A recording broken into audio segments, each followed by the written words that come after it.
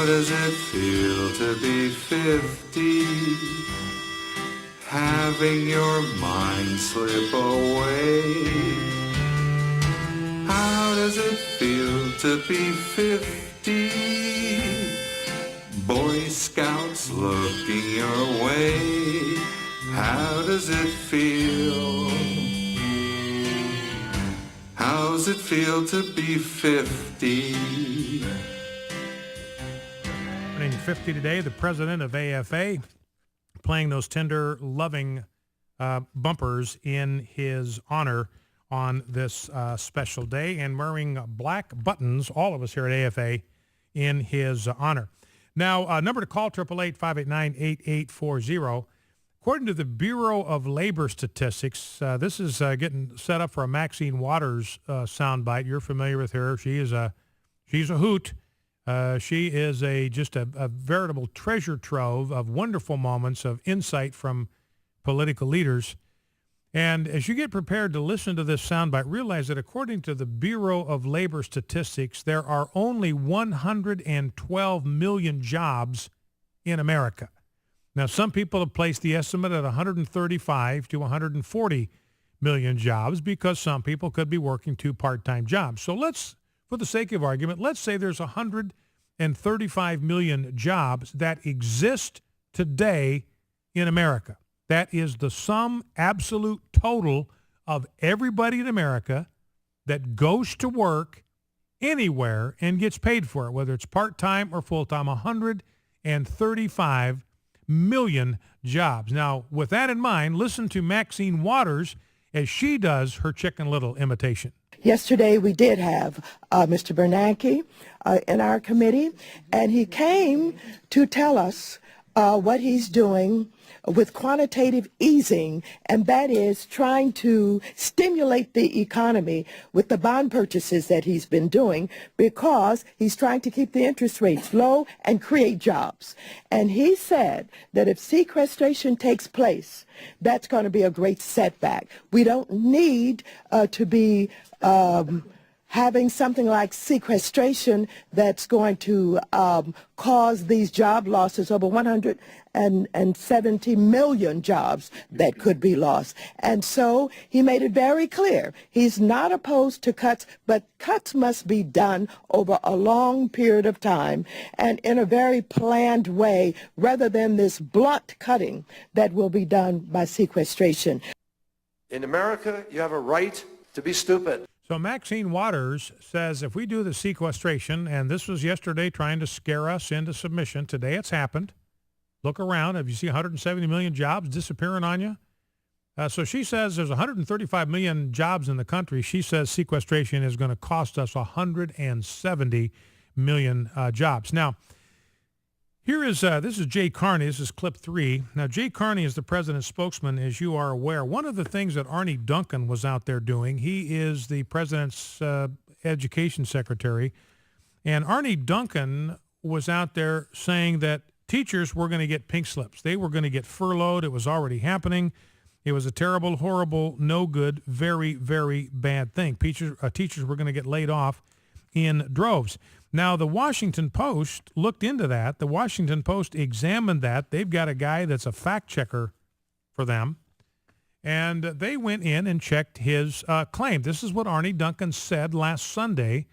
There are literally teachers now who are getting pink slips, who are getting notices that they can't come back this fall. So this is Arnie Duncan. The layoffs are already happening. Sequestration has not even gone into effect, and already teachers all over the Fruita Plain are getting laid off. When he was pressed in a White House briefing on Wednesday to come up with an example, so the press says, okay, you're saying that you got teachers now are getting pink slips. Can you illustrate that for us? Can you give us an example? He named a single county in West Virginia. So I picked one example. Well, there's this one county in West Virginia, and that's where it's happening. And then he qualifies it by saying whether it's all sequester related, I don't know. Well, the media looked into it and found out that it had nothing to do with the sequester at all.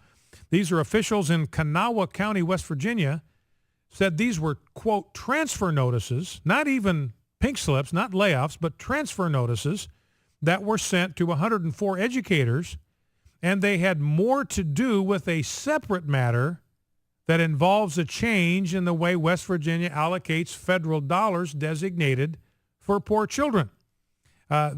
So they were just being transferred. They weren't being fired. They were being moved to a different position in the next school year. Pam Payden, Director of Federal Programs and Title I for the Kanawha County Public Schools, so she's speaking for the federal government. She's speaking for Arnie Duncan.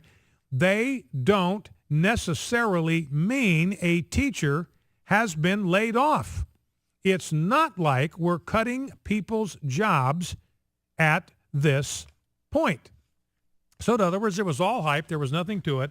And so Jay Carney, this is clip 3, Jay Carney's asked yesterday, well, what about this deal? You're out there claiming this is gutting the teaching force, and he's grilled about this by a reporter. Here's how the exchange went. I would refer you to the Department of Education and to the superintendent of schools in the district that you mentioned for specifics about that. I'm certainly not familiar with it. I can tell you that the impacts of sequester are real, and to diminish them, well, I'm familiar of the example. I would refer you to the Department of Education and to the superintendent of the school district for more information about it. I don't have it.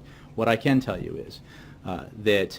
it came from your podium, right? You guys said that. You guys made the statement. It was in this room, and I'm just saying I don't have any. I am not personally in contact with individual school districts. So you're asserting something, and you're asking us to check with a local school No. affiliate on whether or not Hans, it's accurate? let me rewind the tape where I said I would refer you to the Department of Education, which is here in Washington, D.C., not a local school district, for more information. Well, obviously the school district is a good place to go for information about the school district. You said that podium was false, so it was wrong. So I'm just Hey, asking you to John, acknowledge that. I don't have any more for you on it. I encourage you to make phone calls in old-fashioned reporting sense to find out more if you like. In America, you have a right to be stupid. Man. So Carney caught red-handed, and the reporter and John Carl, ABC, gets in on the act toward the end there. Look, this information about teachers getting laid off, about the gutting of America's teaching force, it came from your podium. The reporter says, you guys said that. You guys made the statement. It was in this room. So the reporter was saying, look, we heard you guys say it right here in this room from the very same podium at which you are standing. And Jay Carney's got nothing for him. I have no idea. I have no background information. We're just making these outrageous assertions. We can't back them up with facts. And so it's your job. It's your job to go out there and verify the facts, these hypotheses that we are presenting to you. So it's just absurd. So once again, administration being caught red-handed trying to hype up scare when there's no reason to be frightened about this sequester. 888-589-8840 is the number to call if you want to join the program. Let's go to Don, Grants Pass, Oregon. Don, welcome to Focal Point. What's on your mind? Well, I had a couple things, I guess. A what-if scenario for the prisoner release.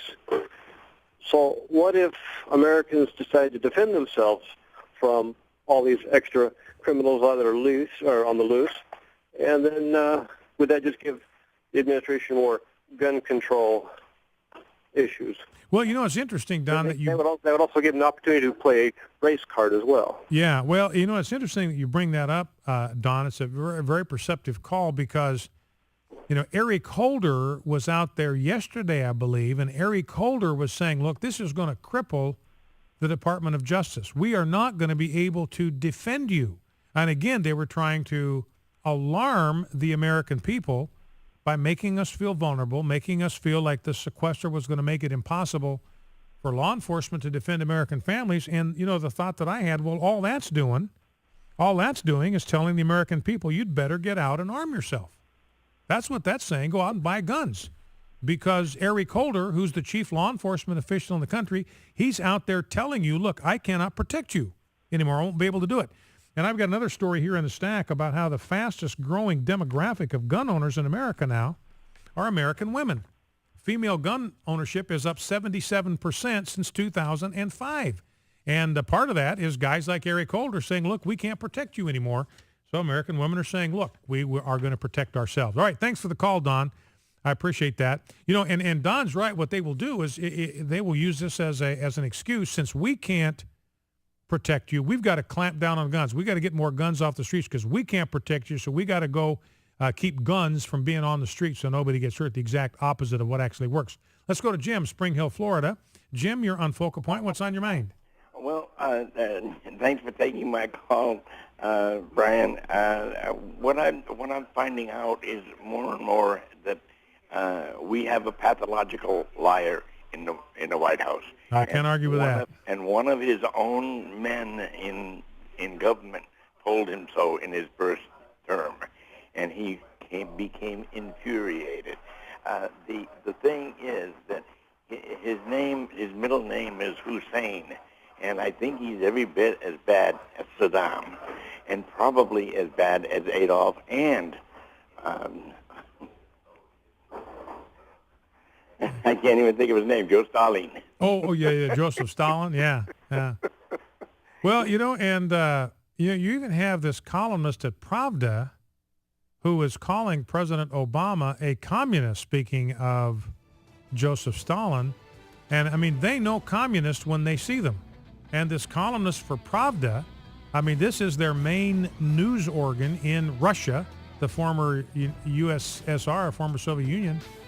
And he said, look, Barack Obama is a communist. He's not even a socialist. He is a communist. His playbook is the Communist Manifesto. It is classic Marxism, which he's trying to implement through his public policies. Well, listen, I appreciate the call. Thank you for that, Jim. And cannot challenge your assertion that we have a president who has a severe problem with the truth. He is a veracity challenged president. Focal Point AFR Talk back after the news.